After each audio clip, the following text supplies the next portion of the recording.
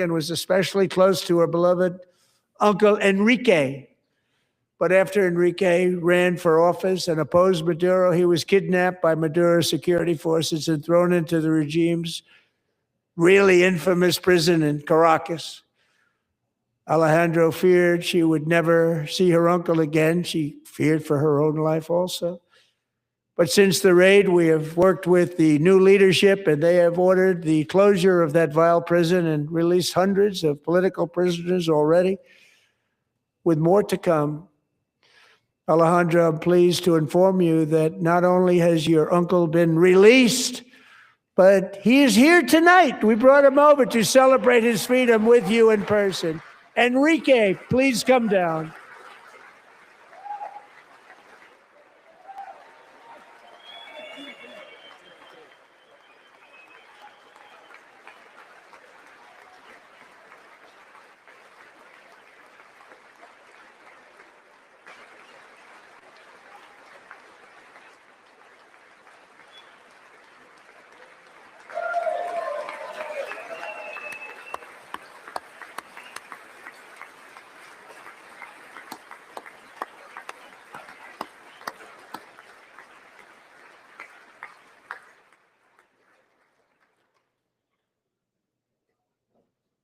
Thank you, Enrique. Have a good time.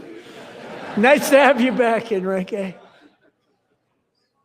There were many heroes on that January raid to capture Maduro, really great heroes. It was very dangerous. They knew we were coming. They were all set. But the deeds of one warrior that night will live forever in the eternal chronicles of military valor. Chief Warrant Officer 5, Eric Slover, planned the mission and was the flight lead in the cockpit of the first helicopter, a big, beautiful, powerful helicopter. It was a massive Chinook carrying, as you can imagine, many, many American warfighters. Wearing the dog tags his wife Amy had blessed with holy water before he left. She knew it was going to be a rough one. Eric steered the Chinook under the cover of night and descended swiftly upon Maduro's heavily protected military fortress. This was a major military installation, protected by thousands of soldiers and guarded by Russian and Chinese military technology. How did that work out? Not too good. While preparing to land, enemy machine guns fired from every angle, and Eric was hit very badly in the leg and hip, one bullet after another. He absorbed 4 agonizing shots, shredding his leg into numerous pieces. And yet, despite the fact that the use of his legs was vital to successful helicopter flight, legs are the most important part of flying a helicopter, to deliver the many commandos who would capture and detain Maduro was the only thing Eric was thinking about. Then, even as he was gushing blood, which was flowing back down the aisle, helicopter lands at a steep angle. The machine guns stood right in front of him. They were right in front of him, 2 machine gunners who escaped the wrath of the previous planes. Eric maneuvered his helicopter with all of those lives and souls to face the enemy and let his gunners eliminate the threat. Turned the helicopter around so the gunners could take care of business, saving the lives of his fellow warriors from what could have been a catastrophic crash deep in enemy territory. Only after safely landing the helicopter with all the warriors aboard in the exact right spot, which was vital to the mission. We probably would have had to maybe cancel the mission if that didn't happen. Eric told his co-pilot, also wounded, but not as gravely, to take over. I'm about ready to pass out. The success of the entire mission and the lives of his fellow warriors hinge on Eric's ability to take the searing pain. It was unbelievable what's happened to his legs of the bullets and keep on flying and landing, and people knew what was happening. Everybody in the back of the helicopter knew because they saw the blood pouring down the aisle. Chief Warrant Officer Slover is still recovering from his serious wounds, but I'm thrilled to say that he is here tonight with his wife, Amy, Eric, and Amy. Come on in.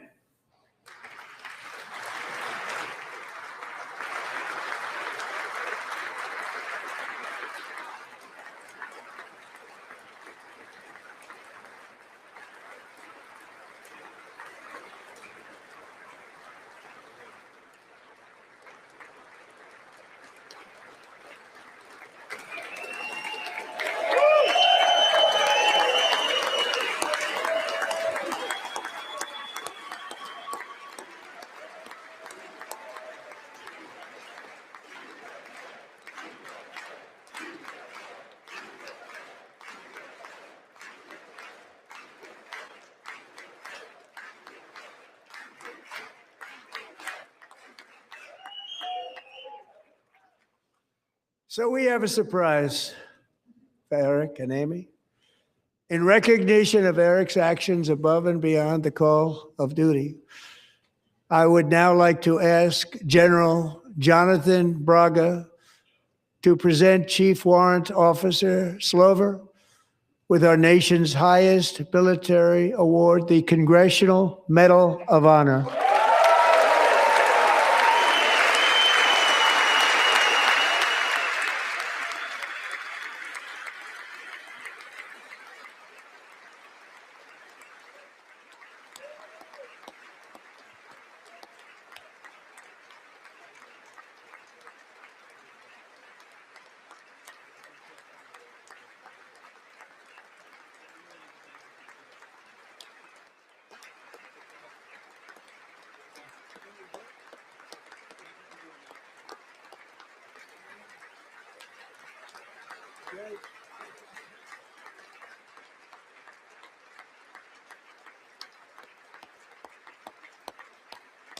You probably know Vistaprint for business cards because we've printed them for millions of small businesses over the past 25 years.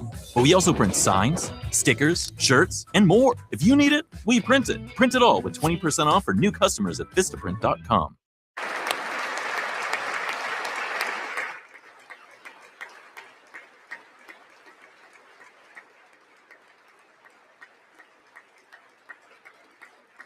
Well, thank you very much, Eric and Amy.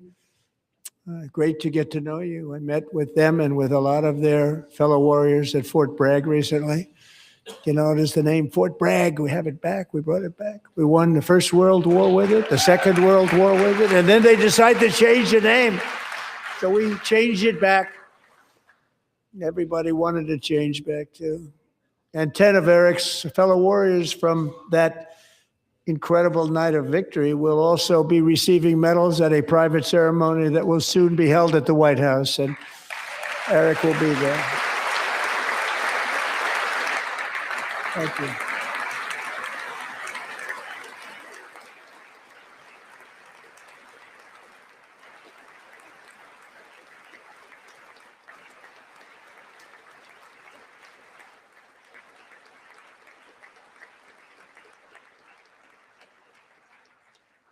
Thank you, Eric. That's a big one. Tonight we've celebrated many truly extraordinary American patriots, but there is one last living legend to honor before we go. He is one more heroic American aviator, Navy fighter pilot. Royce Williams served in World War II, Korea, Vietnam, flying more than 220 missions. In the skies over Korea in 1952, Royce was in the dogfight of a lifetime, legendary dogfight. Flying through blizzard conditions, his squadron was ambushed by 7 Soviet fighter planes.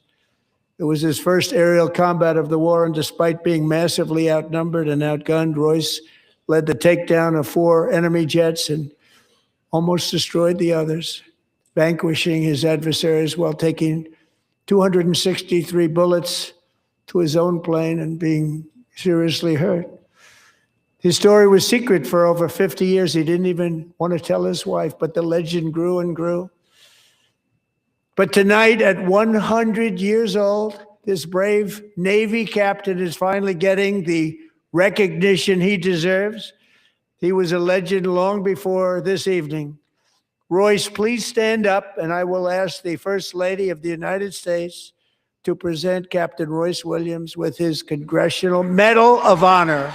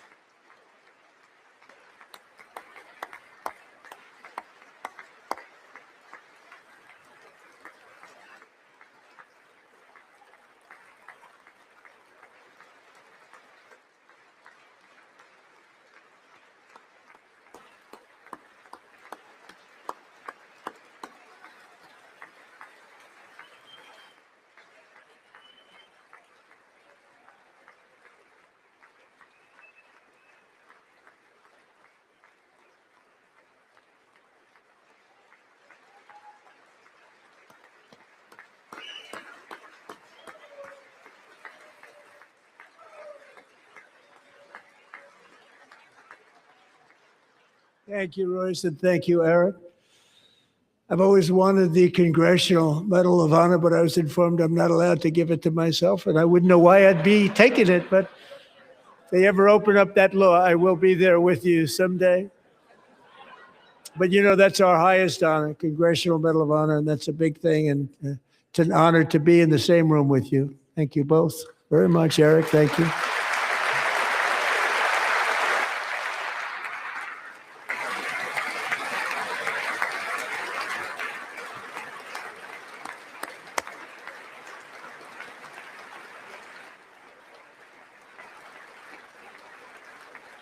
Thank you. 250 years is a long time in the life of a nation, but in another sense, it's really a mere moment in the eye of history. Two of the gentlemen we met in the gallery this evening took their first breaths 1 century ago, 100 years before that, on July 4th, 1826, the author of the Declaration of Independence, brilliant, Thomas Jefferson, drew his last breath. Just a single long human lifespan separates the giants who declared and won our independence from the heroes who stand among us tonight. Everything our nation has done, everything we have achieved, has been the work of those few great lifetimes. In those brief chapters, Americans built this nation from 13 humble colonies into the pinnacle of human civilization and human freedom, the strongest, wealthiest, most powerful, most successful nation in all of history. Americans ventured out across the daunting and dangerous continent. We carved paths through an unforgiving wilderness, settled a boundless frontier, and tamed the beautiful but very, very dangerous Wild West. From empty marshes and wide open plains, we raised up the world's greatest cities. Together, we mastered the world's mightiest industries and shattered history's monstrous tyrannies. And we liberated millions from the chains of fascism, communism, oppression, and terror. Americans lifted humanity into the skies on the wings of aluminum and steel. And then we launched mankind into the stars on rockets powered by sheer American will and unyielding American pride. We wired the globe with our ingenuity. We captivated the planet with American culture. And now we are pioneering the next great American breakthroughs that will change the entire world. All of this and so much more is the enduring legacy, unmatched glory of the hardworking patriots who built and defended this country and who still carry the hopes and freedoms on all of humanity's backs. For years, they were forgotten, betrayed, and cast aside. But that great betrayal is over, and they will never be forgotten again. Because when the world needs courage, daring, vision, and inspiration, it is still turning to America. And when God needs a nation to work his miracles, he knows exactly who to ask. There is no challenge Americans cannot overcome, no frontier too vast for us to conquer, no dream too bold for us to chase, no horizon too distant for us to claim. For our destiny is written by the hand of providence, and these first 250 years were just the beginning. From the rugged border towns of Texas to the heartland villages of Michigan, from the sun-kissed shores of Florida to the endless fields of the Dakotas, and from the historic streets of Philadelphia to right here in our nation's capital, Washington, D.C., the golden age of America is upon us. The revolution that began in 1776 has not ended. It still continues because the flame of liberty and independence still burns in the heart of every American patriot. And our future will be bigger, better, brighter, bolder, and more glorious than ever before. Thank you, God bless you, and God bless America.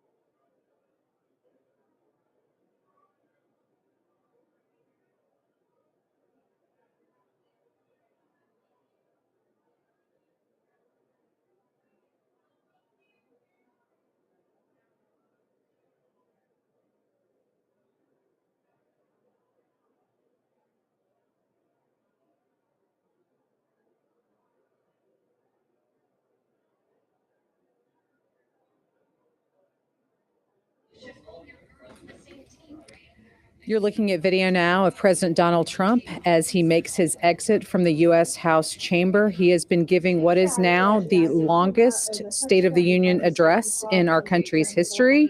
He broke that record tonight, but he's shaking hands with a lot of those members of Congress who often line the aisles in moments like this, mostly probably Republicans, if I had to guess, but wanting to get that moment with the president after his address, after multiple rounds of standing ovations from Republicans.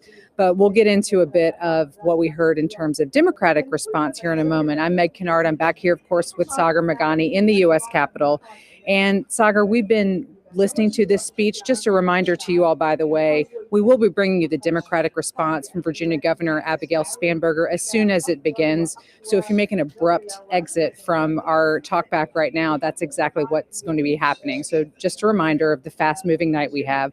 But Sagar, what do you think is, one, aside from the record-breaking length, one of your biggest takeaways in terms of what we heard from President Trump tonight? I think the first part was what the White House and what many Republicans wanted it to be, and that was very heavily focused on the economy and on acknowledging that people still don't see costs as low as they want them to be. He really tried to lean into things he has done to help the economy, from Trump's savings accounts and, of course, the tariffs, with very muted criticism of the Supreme Court, unlike he did after its ruling back on Friday. There was the Trump veering off message. You know, we have the prepared text and we can follow along. And I think we all know the president's face and his tone changing when he wants to veer. But he also turned it into a pep rally of sorts, right? I've never seen that many awards and actual medals. There were a lot of awards and medals. The Presidential Medal of Freedom was given out. Purple Congressional Hearts. Medal of Honor. Legion of Merit. 2 Purple Hearts, Legion of Merit. There was the men's Olympic gold medal winning hockey team, some members of it in the balcony. They were at the White House earlier today. They're in the chamber with their medals tonight. With the promise of another medal. Right, for the goalie. It's it was something. It was the president likes giving things out and he likes receiving them as well. So there was the obligatory joke about whether he's going to get some type of award and whether he's allowed to do that. We also saw Democrats sitting quietly or standing without Mr. Speaker, I clapping. move that the message of the president some be were referred thrown to out. the committee of the whole on the state. I think in all, it was about what we expected. The president said to expect a very long speech. It was a very long speech, not nearly as combative as a lot of things we've heard, but Mr. Speaker, I also move that the House stand adjourned. It would appear he got done what he wanted. Questions on the motion. It seemed like we really did hear a lot of that focus on the economy that the vice president, that other elected Republicans have said that they really want to hear from President Trump. And Americans have issued that as well in terms of their responses to polling questions about, hey, can you talk more about the domestic economy issues that we're still seeing? But there was a mention of, for President Trump's perspective, him being able to bring down prices for regular Americans and all of the different economic boosts that he's been able to hand out in terms of making prices better for drugs and the Trump accounts that have recently been stood up. So kind of making a lot of those references. By the way, looking at your screens, you're seeing more pictures of Statuary Hall. Remember, this is exactly what we were looking at earlier before the State of the Union address began. It's where we saw all those members of the cabinet and senators as well filing through that area, this historic vaunted space in the U.S. Capitol, through there into the House chamber, which is back that way. So now this is where we will be seeing those same people exiting the chamber as they come back through. There are other media members in there, from the AP included, getting those shots, grabbing lawmakers for interviews. We do expect to have some reaction from members of Congress that we'll be bringing you as part of our post-game show, so to speak. But just a reminder of what you're seeing there in Statuary Hall. So, Sagar, back to talking about the speech that we just listened to for, I don't remember exactly how many minutes that was. North of 1 hour, 45 minutes. Mm-hmm. The record was 1:39 with Bill Clinton, but this one was a little bit different. Right. Okay, we're going to take a break just a moment so we can speak to one of those members of Congress. So, Sagar, if you can just step out for just a second. I'll just leave. I got to kick you out of my shot. Fine. All right.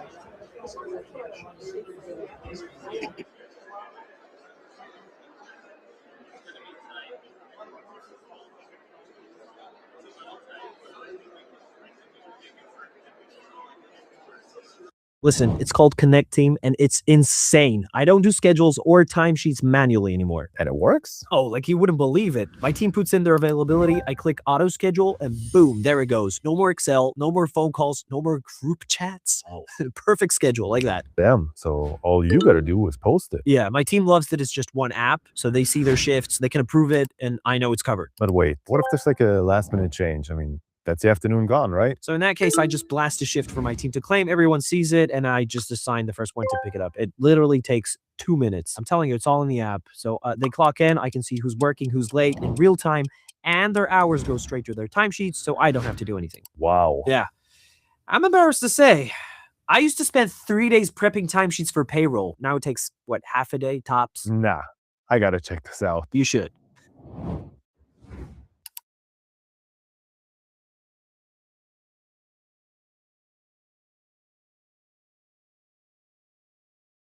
I heard a vision. I've heard a bold vision for the country, and what bolder individual to lay out that vision. The president, I think he did a really good job at reminding us of how far we've come in just 1 year. The fact that we went from a nation that was overrun in our borders. We had fentanyl coming across, killing, thousands and thousands of U.S. citizens. Williamsburg. We are gathered here in the chambers of the House of Burgesses. In 1705, the people of the Virginia colony gathered here to take on the extraordinary task of governing themselves. Before there was a Declaration of Independence, a Constitution, or a Bill of Rights, there were people in this room. The people who served here ultimately dreamed of what a new nation, unlike anything the world had ever seen, could be. The United States was founded on the idea that ordinary people could reject the unacceptable excesses of poor leadership, band together to demand better of their government, and create a nation that would be an example for the world. And this year, as we celebrate 250 years since America declared our independence from tyranny, I can think of no better place to speak to you as we reflect on the current state of our union. Tonight, as we watched our nation's lawmakers gather for a joint session of Congress, we did not hear the truth from our president. So let's speak plainly and honestly. And let me ask you, the American people watching at home, 3 questions. Is the president working to make life more affordable for you and your family? Is the president working to keep Americans safe both at home and abroad? Is the president working for you? As I campaigned for governor last year, I traveled to every corner of Virginia, and I heard the same pressing concern everywhere. Costs are too high in housing, healthcare, energy, and childcare. And I know these same conversations are being had all across this country. Because since this president took office last year, his reckless trade policies have forced American families to pay more than $1,700 each in tariff costs. Small businesses have suffered, farmers have suffered, some losing entire markets. Everyday Americans are paying the price. And even though the Supreme Court struck these tariffs down 4 days ago, the damage to us, the American people, has already been done. Meanwhile, the president is planning for new tariffs, another massive tax hike on you and your family. And Republicans in Congress, they remain unwilling to assert their constitutional authority to stop him. They're making your life harder. They're making your life more expensive. They're even making it more difficult to see a doctor. Rural health clinics in Virginia and across the country are already closing their doors thanks to the so-called One Big Beautiful Bill, championed by the president and Republicans in Congress. And tonight, the president celebrated this law, the one threatening rural hospitals, stripping healthcare from millions of Americans and driving up costs in energy and housing, all while cutting food programs for hungry kids. But here in Virginia, I am working with our state legislature to lower costs and make the Commonwealth more affordable. And it's not just me. Democrats across the country are laser focused on affordability in our nation's capital and in state capitals and communities across America. In the most innovative and exceptional nation in the history of the world, Americans deserve to know that their leaders are focused on addressing the problems that keep them up at night. Problems that dictate where you live, whether you can afford to start a business or whether you have to skip a prescription in order to buy groceries. So I'll ask again, is the president working to make life more affordable for you and your family? We all know the answer is no. I grew up in a house of service. My mother was a nurse and my father was a career law enforcement officer.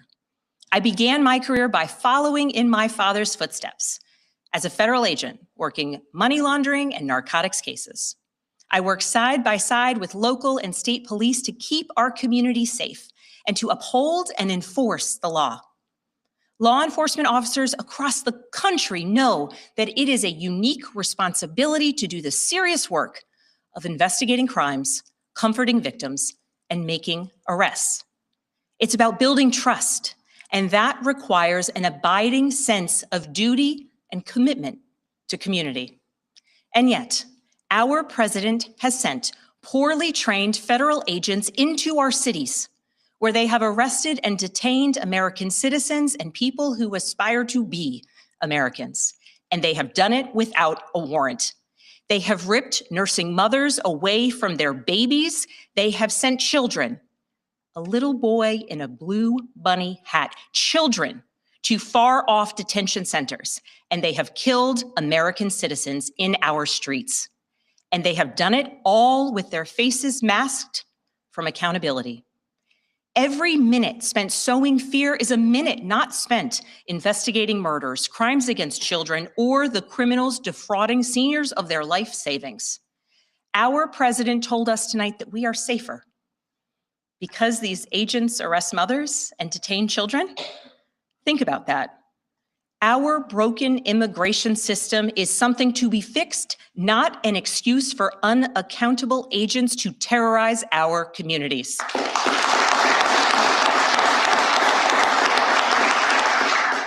After working in law enforcement, I continued my career of service as a CIA officer, working undercover to protect the United States and our allies from global threats, terrorism, nuclear weapons, and the aggression of adversarial nations around the globe. But as the president spoke of his perceived successes tonight, he continues to cede economic power and technological strength to Russia, bow down to China, bow down to a Russian dictator, and make plans for war with Iran. Here's the truth. Over the last year, through DOGE, mass firings, and the appointment of deeply unserious people to our nation's most serious positions, our president has endangered the long and storied history of the United States of America being a force for good.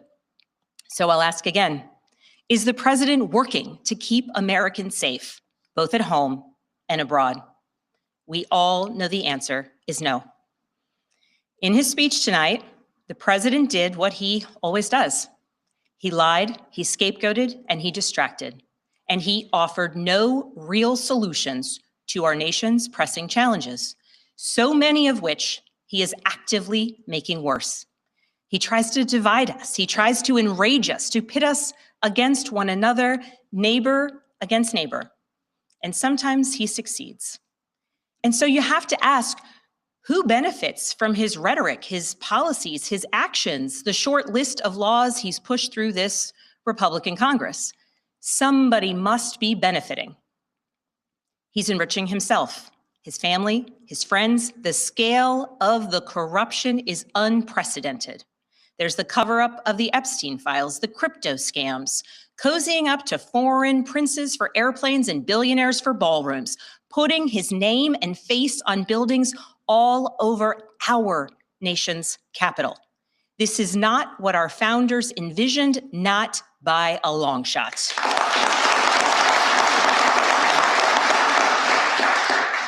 So I'll ask again, is the president working for you? We all know the answer is no. But here's the special thing about America. On our 250th anniversary, we know better than any nation what is possible when ordinary citizens, like those who once dreamed right here in this room, reject the unacceptable and demand more of their government. We see it in the determination of students organizing school walkouts all across the country, whose voices are becoming so powerful that the governor of Texas seeks to silence them. We see it in the bravery of Americans in Minnesota standing up for their communities, from peacefully protesting in sub-zero temperatures to carpooling children to school so that their immigrant parents are not ripped away from them in the parking lot. As a mother of 3 school-age daughters, I am inspired by their bravery, but I am sickened that it is necessary. And Americans across the country are taking action. They are going to the ballot box to reject this chaos. With their votes, they are writing a new story, a more hopeful story. In November, I won my election by 15 points.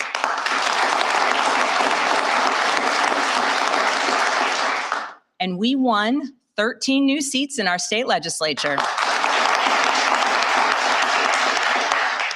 Because voters decided they wanted something different. Our campaign earned votes from Democrats, Republicans, independents, and everyone in between, because they knew as citizens they could demand more, that they could vote for what they believe matters, and that they didn't need to be constrained by a party or political affiliation. This is happening across the country. New Jersey elected Mikey Sherrill as governor in a double-digit victory. Democrats flipped state legislative seats in places like Georgia, Iowa, Mississippi, and Texas. The list goes on and on.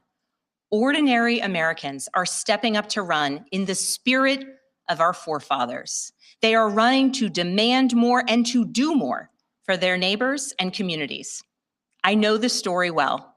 I first ran for office in 2018 alongside dozens of other Democrats who did the seemingly impossible, flipping 41 seats in Congress.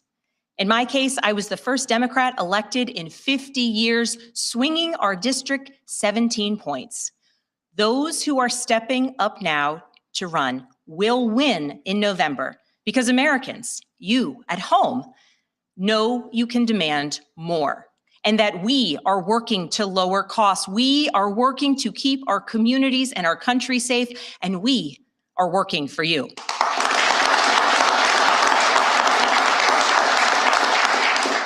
In his farewell address, George Washington warned us about the possibility of, quote, cunning, ambitious, and unprincipled men rising to power. But he also encouraged us, all Americans, to unite in a common cause, to move this nation forward. That is our charge once more, and that is what we are seeing across the country.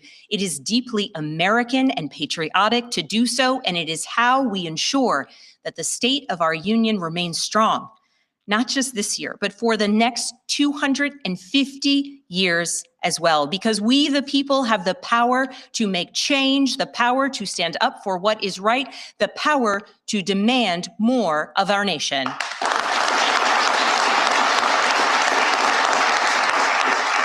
May God bless the Commonwealth of Virginia, and may God bless the United States of America.